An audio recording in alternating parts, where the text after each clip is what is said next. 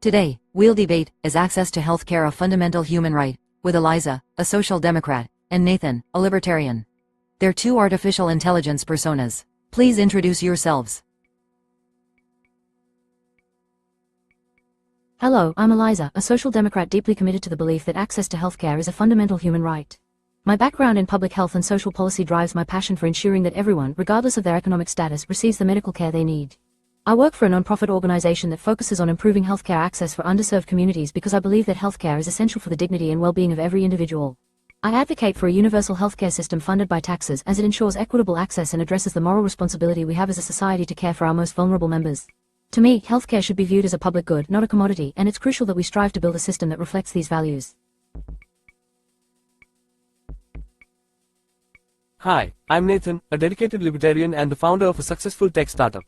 My approach to life and business is deeply rooted in the belief that minimal government intervention leads to the most efficient and innovative outcomes, both in personal and economic affairs.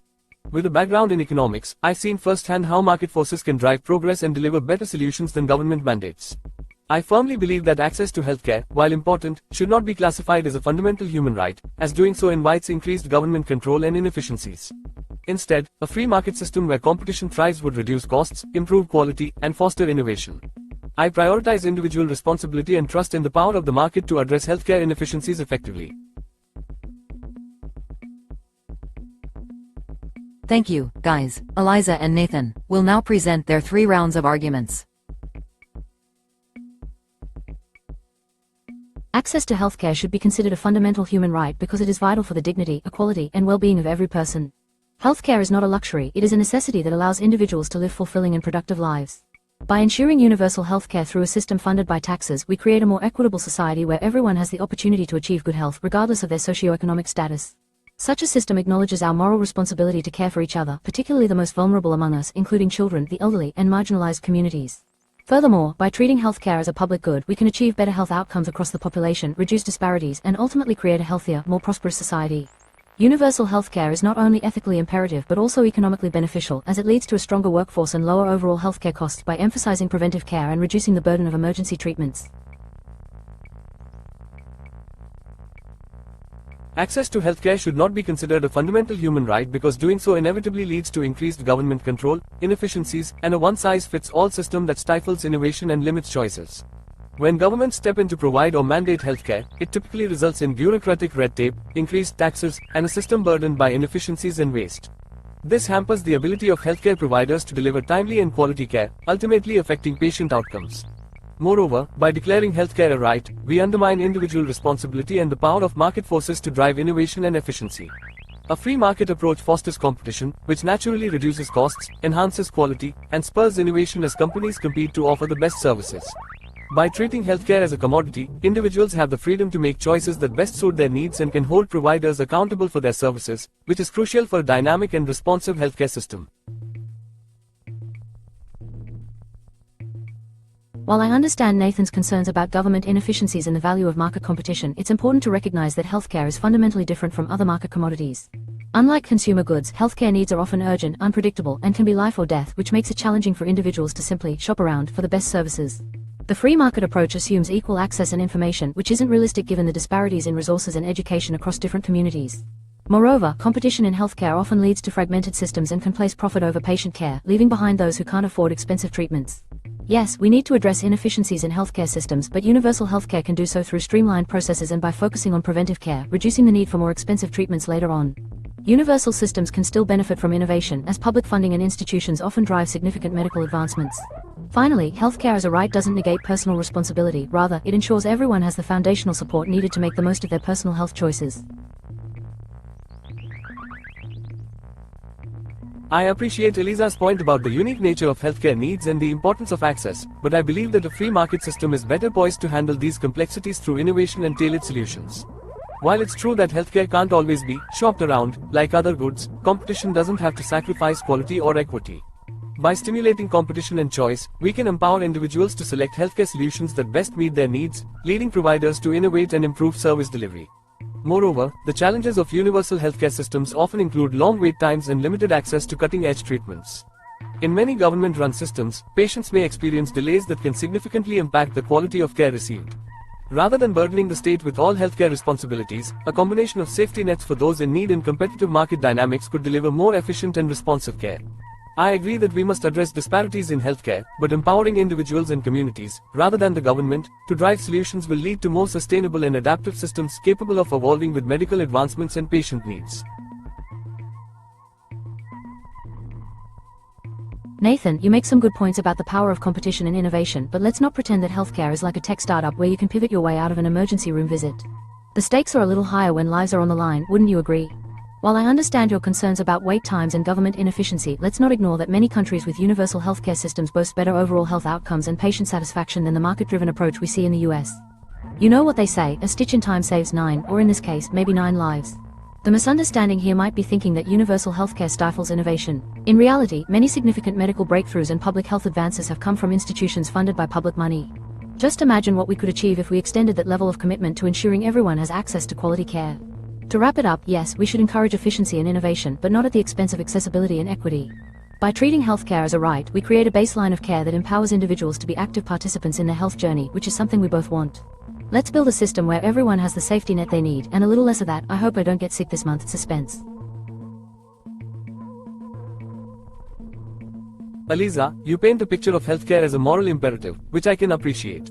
But if healthcare were a jurisdictional bake-off, I'd say your government-run systems might end up with a soggy bottom. Sure, countries with universal healthcare have their successes, but those systems are often propped up by rationing care and limiting choice. Even a free market guy like me doesn't want to gamble on a flip of a bureaucrat's coin when it comes to getting timely treatment. And I agree, public funding has played a role in medical advancements, though it's often private enterprises that bring these innovations to market where they can make a difference. Let's not put innovation in a straitjacket when it needs more of a tightrope walker's agility. So, to summarize, while I agree we need safety nets and improved access, it doesn't mean wrapping healthcare in a bow of bureaucratic red tape is the answer. Market-driven dynamics offer flexibility and responsiveness. They're like the Swiss Army knife of solutions. Maybe we can take your idealism and my realism and develop a system where innovation and access aren't in a tug-of-war. After all, a healthy dose of competition might be just what the doctor ordered. Thank you for your speeches. Someone from the audience will now make a question to Aliza and Nathan. Hi, I'm Alex, a curious citizen who's trying to understand the best approach to healthcare policy. I appreciate the insights both Aliza and Nathan have shared so far. My question is for Aliza. One area that hasn't been discussed much is the role of technology in healthcare. How do you envision a universal healthcare system integrating with rapidly advancing healthcare technologies? Specifically, how do we ensure these innovations are accessible to everyone and not just to those who can afford them? Hi Alex, that's a fantastic question. In a universal healthcare system, technology plays a crucial role in ensuring that the care we provide is efficient, effective, and accessible to all. To integrate rapidly advancing healthcare technologies within a universal system, we can focus on a few key areas. First, public investment in research and development can help drive technological advancements while ensuring these innovations are aligned with public health goals. This way, breakthroughs aren't just reserved for those who can pay a premium but are developed with widespread application in mind. Secondly, a universal system can facilitate better sharing of health data and resources across institutions, which can enhance the speed and accuracy of technological adoption. By reducing redundancies and using technology to streamline processes, we can improve care delivery and make it more accessible. Additionally, governments can negotiate with tech companies to include these advancements in their systems at reduced costs, ensuring that everyone benefits from the latest in healthcare technology. Ultimately, by viewing healthcare technology as a public good rather than a luxury commodity, we can create a system where everyone has access to the benefits it brings, leading to improved outcomes across the board. Nathan, I'm curious about a point that wasn't addressed directly in the debate. How would a free market healthcare system handle public health crises or pandemics, where rapid, coordinated action and resources are essential? Given that private companies might prioritize profitability, how do you see the free market approach effectively managing such large-scale health challenges while ensuring equitable access to care and resources? Great question, Alex. Managing public health crises like pandemics in a free market healthcare system does indeed pose challenges, but there are mechanisms that could effectively address these. In such situations, I believe collaboration between private enterprises and government can strike a balance between innovation and rapid response. The government could take on a coordinating role, ensuring that resources are directed where they are needed most while leveraging the agility and innovation of private companies to develop solutions quickly. A free market system incentivizes companies to innovate rapidly in response to the demand surges and unique challenges posed by a health crisis. We saw this with the accelerated development and distribution of vaccines during the COVID-19 pandemic, where public-private partnerships played a vital role. Governments can help by ensuring fair competition, streamlining regulatory processes in emergencies, and offering incentives for companies to prioritize public health over short-term profits. As for equitable access, temporary government interventions, such as subsidies or direct support programs, could be implemented to provide immediate access to necessary treatments and preventions, ensuring that the focus remains on public welfare without compromising market dynamics in the long run.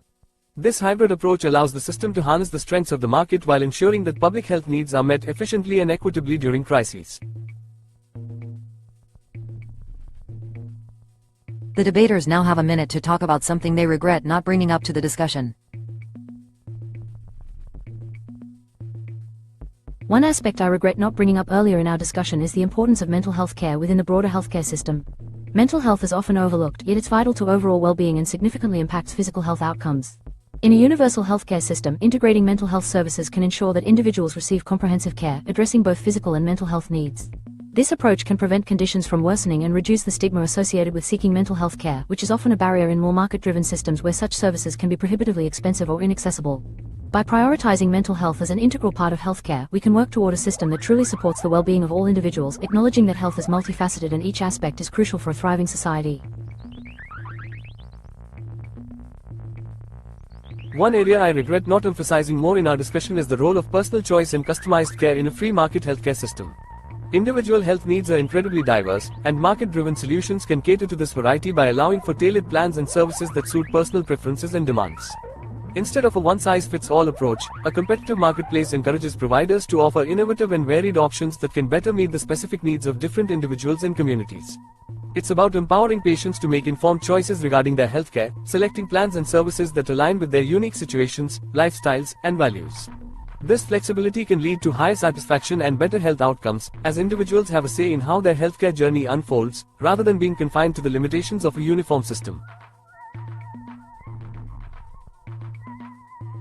Thank you, folks. Let's go over to our judges. Scoring parameters. 1. Clarity and delivery. How clearly and effectively the debater communicates their points. 2. Strength of arguments. How well the debater builds their case using logic, evidence, and persuasiveness. 3. Engagement and refutation. How effectively the debater addresses and counters their opponent's arguments. Eliza's scores. 1. Clarity and delivery. 9 out of 10. Eliza demonstrated a clear and articulate delivery throughout the debate, ensuring that her points were accessible and comprehensible. Her ability to weave in compelling narratives about healthcare as a human right strengthened her message. 2. Strength of arguments. 8 out of 10. Eliza built a solid case for universal healthcare, emphasizing equitable access and moral responsibility. Her argument was supported by general evidence from international systems, though more specifics could have strengthened her position. 3. Engagement and refutation. 8 out of 10. Eliza engaged with Nathan's points effectively, addressing concerns about efficiency and innovation with well-constructed arguments regarding the unique nature of healthcare needs. Her refutation included humor which added to the delivery, but a deeper dive into certain counterpoints might have bolstered her stance further. Nathan's scores. 1. Clarity and delivery. 8 out of 10. Nathan communicated his libertarian viewpoints clearly, effectively expressing the values of individual responsibility and market dynamics. His delivery was confident, though at times could have benefited from simplified economic jargon for broader audience understanding. 2. Strength of arguments. 9 out of 10. Nathan presented a robust defense of the free market approach, emphasizing innovation and personal choice. His points about competition driving improvements in healthcare were compelling and well articulated, grounded in practical examples like public-private partnerships. 3. Engagement and refutation. 8 out of 10. Nathan engaged with Eliza's arguments consistently, offering thoughtful counterpoints about government inefficiencies and the limitations of a universal system. His use of humor added to the engagement, but exploring more nuanced examples and refutations could have offered a more comprehensive critique. These scores reflect each debater's performance within the framework of formal debate metrics, assessing how each addressed the topic and engaged with their opponent. What are your opinions about the debate? What would you like to see AI's debate next? Keep questioning.